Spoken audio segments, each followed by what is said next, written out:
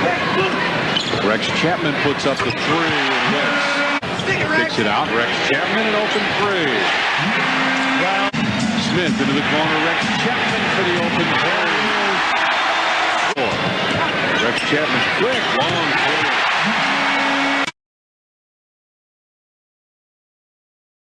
February 23rd, 1996. The 48-5 Chicago Bulls take on the 24-29 Miami Heat. And if you don't know, this is the historic Bull season where they end up going 72-10.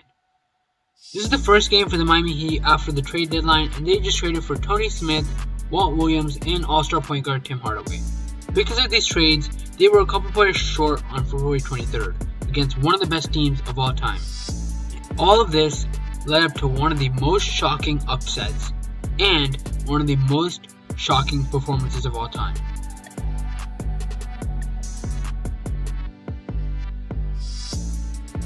Rex Chapman, a former Hornets lottery pick, slam dunk contest participant, Kentucky legend, and a career that ended because of numerous injuries. Well, he's the focus of today's video. Yup, he's a guy who dropped 39 points on Michael Jordan's head against the 72-10 Bulls and handed them one of their 10 L's that season. In today's video, we're going to talk about how he did it and how it went down. What's up guys, it's Six Man Sports, back with another video. The topic of today's video, like I said, is Rex Chapman. Before we start though, I would appreciate a subscribe and like, as we're really close to 400 subscribers and it'll just help us get monetized faster. And thank you if you subscribe and like. Let's get to the video.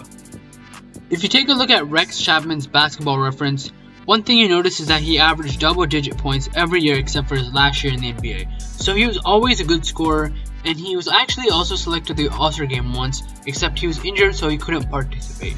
He was a solid guard for the Hornets, Bullets, Heat, and ended his career with the Suns, where he also had a crazy good playoff performance.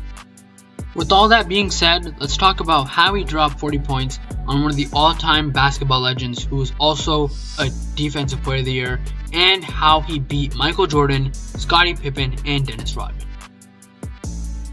Well, one thing you know in the NBA is anybody can drop 50. Everybody in the NBA is skilled, no matter if you're the best player or the worst player. You're miles above the local average YMCA hooper or any college hooper. Like, random players have dropped 50, like Kevin Porter Jr., Terrence Ross, and nothing about these guys is bad. It's just they're not guys who you would seem that would drop 50 or a high number of points. With all of that said, let's talk about the game. Like I mentioned in the intro, the Heat were down to 8 players because of the trade deadline, and what usually happens after a player gets traded is that it takes them 1 to 2 days to leave their current location and move to their new location. With that being said, the game was right after the trade deadline, so players couldn't fly over and play a game for the Heat right away, so they were down to 8 men. The starting lineup for the Heat that day was Keith Askins, Alonzo Mourning, Rex Chapman, Tony Smith, who actually just got traded there, and Kurt Thomas. And the funny thing, if you look at the box score, is that Alonzo Mourning actually took more shots than Rex Chapman. It's just Rex Chapman was incredibly efficient. In his 40 minutes of play, he shot 12 for 17 from the field and 9 for 10 from 3, as well as 6 from 7 from the line. So he rarely missed. He missed a total of 5 shots, which one of them were a 3, and he missed an additional free throw.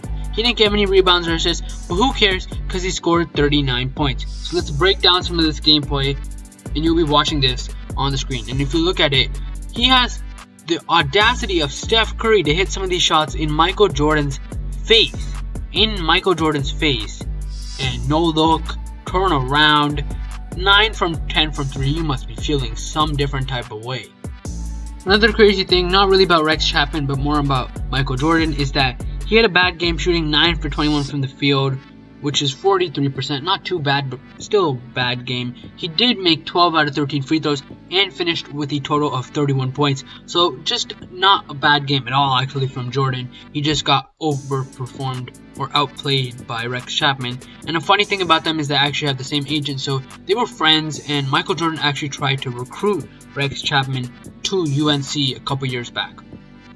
Here's what Rex Chapman had to say after the game. I love playing against Michael. for one reason, the main reason was that he hated chasing screens. That was, or kind of became my thing after a while. I knew I was going to get open looks all night long. It was just a matter of whether I was going to make them. And he's completely right. If you look at the clips, he was getting a bunch of open threes. Some were contested, but he was getting a bunch of open threes, and his shot was there today. And like I mentioned earlier in the video, in the NBA, when any guy gets going, it's tough to stop. Doesn't matter if it's the 10th guy on the bench, any starter, or your star player. Any guy in the NBA is tough to stop when they have that rhythm, when they get going. And one thing about Rex Chapman, fun fact, is that he was actually a really good dunker. If you didn't see earlier in the video, the clips I was playing were his slam dunk contest clips. So he was a great dunker as well. And the thing about this performance is that it may have had an effect on one of the greatest teams of all time. The Bulls finished the season 72-10, and let's say they won this game and Rex Chapman never did what he did and dropped 39. The Bulls could have probably been 73-9 instead of 72-10. And who knows, maybe that gave them another momentum to win one more game down the stretch that they lost, and they were really going for 73 or 74 wins. Like I said, they could potentially still be the greatest team of all time. This team has like a top 2 shot at being greatest team of all time. It's just whether or not they're number 1. And let's say they won that 74 games or 73 games, they could solidify their case as number 1. And the thing is, the 2016 Warriors did win 73 games, but in the end, they didn't win the championship, and that's probably one of the main things you desire. As good as your regular season is, it doesn't matter as long as you don't come away with the championship. So, the thing with this is it really has a butterfly effect, and I can talk about it. I might talk about it in a future video. The butterfly effect of Rex Chapman's 39-point game or something. Like, this might have led to a player leaving the Bulls, or this might have led to something happening. But yeah, that's all for a future video. Again, Rex Chapman was on something that day, and he was doing really good. So shout out to him. He also had a crazy playoff performance for the Suns in his later years. Great player. I really liked him. He's a good scorer. And yeah, that's pretty much it for this video. Make sure you guys do subscribe and hit that like button. And comment down below any ideas or thoughts so I can keep posting you guys more interesting basketball or any just sports content. So also turn on the notification bell so you'll never miss out when I drop my next video. Hope you guys enjoyed the video, and I'll be back soon. Peace. You know, you couldn't let Michael dunk it. It was sort of a rule. If you dunked it, the crowd's going to get into it. His teammates get into it. Wait, so that was team-wide that everybody knew. If Mike goes up, you foul him. Yeah, you got to foul him. But, you know, preferably before he gets off the ground, you know, not to hurt him. And he made a move baseline, and I was a help defender running through the lane with my back, and I turned and saw him coming. And, you know, I sort of launched into him just to get him before he got off the ground. And I don't think we had the same agent forever. Michael called me to go to Carolina in 1984. Oh, he recruited you? Yeah. So I'd known him forever, but I think he didn't see who got him. He did, and he turned around to say something, and we kind of got nose to nose. There was no anything really said worth anything. I think I said something like, you know, I can't just let you dunk it. And so, but it looked like yeah. And so everybody's like, oh, you were talking so much noise to Jordan. I was like, no, I was not doing that. And then you go off for 39. We only had 8 guys. We'd made a big trade, 8 guys available. And I think Michael and Scotty and Dennis and those guys came down to South Beach the night before. And we're like, it's a night off. But as Jimmy Lynam always used to say to us, you let a guy get going in this league and you got a problem. And I got it going one night and we got lucky.